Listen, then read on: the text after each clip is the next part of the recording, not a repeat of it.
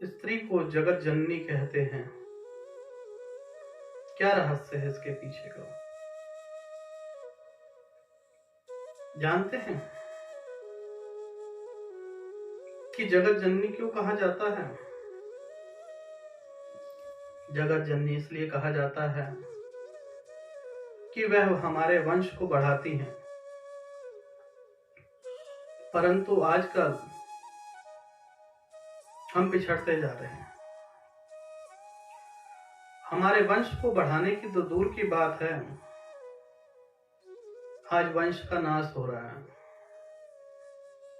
नौजवान पीढ़ी किस प्रकार से अपने वंश का नाश कर रहे हैं। एक स्त्री ही घर बना सकती है, आपको वंश को आगे ले जा सकती है। हमारे पूर्वज जानते थे किस प्रकार से गृह प्रवेश कराना है, शादी का एक नियम होता था। परंतु आज ऐसा नहीं है। क्यों? सही है ना? आज शादी से पहले ही स्त्री कई बार आपके घर आएगी कि आपका घर कैसा है, डेकोरेशन है कि नहीं, शादी की सजावट है कि नहीं।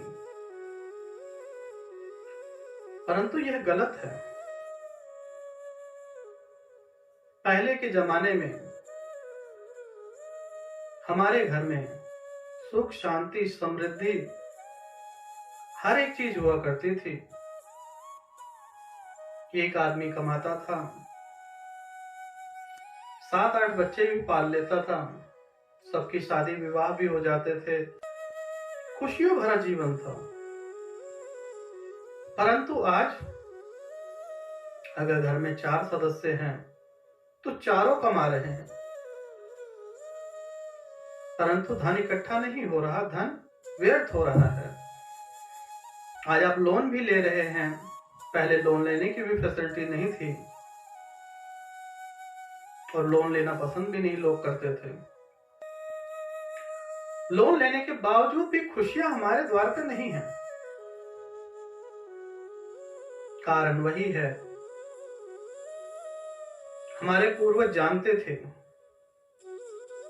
कि स्त्री को एक शुभ घड़ी में गृह प्रवेश कराएंगे। कुछ लोग तो जानते भी होंगे, जो विवाह होता है वो स्त्री या पुरुष के बीच में नहीं, 2 घरों के बीच में होता है। रिश्तेदारी जुड़ती है और जन्मों जन्मों के बंधन बनते हैं। वह स्त्री कब गृह प्रवेश करेगी, हमारे दादा, नाना, नानी जानते थे और एक शुभ घड़ी में गृह प्रवेश कराया जाता था। घर में सुख, शांति, समृद्धि भी होती थी। आज उल्टे टाइम पर, किसी भी टाइम पर गृह प्रवेश कर जाती हैं स्त्रियां, जिसकी वजह से घर में सुख शांति नहीं रहती। कुछ गलत सोचने की वजह से वातावरण वैसा हो जाता है। लड़ाई झगड़े, दंगे फसाद, कोर्ट कचहरी, सब कुछ तो भुगतना पड़ता है। तब आप आते हैं और कहते हैं महाराज जी कोई उपाय बताइए। कमाई तो खूब होती है पर बचत नहीं है और ना ही घर में सुख शांति है। लेकिन आप अपनी मनमानी करते हैं। परंतु अगर आप इसे सही मायने में माने तो हम अगर जीने का नजरिया बदल लेंगे तो घर में सुख, शांति, समृद्धि का वास होगा। स्त्री वही है, परंतु एक शुभ लगन में, शुभ घड़ी में उसका गृह प्रवेश होगा तो वह हमारे कुल का, वंश को आगे बढ़ाएगी, कुल को आगे बढ़ाएगी। अन्यथा यूं ही रोते रहोगे सारे जीवन, यूं ही परेशानियों भरा जीवन रहता है। तो अपने जीवन को बेहतर बनाना है तो कुछ पुरानी आदतों को अपनाएं।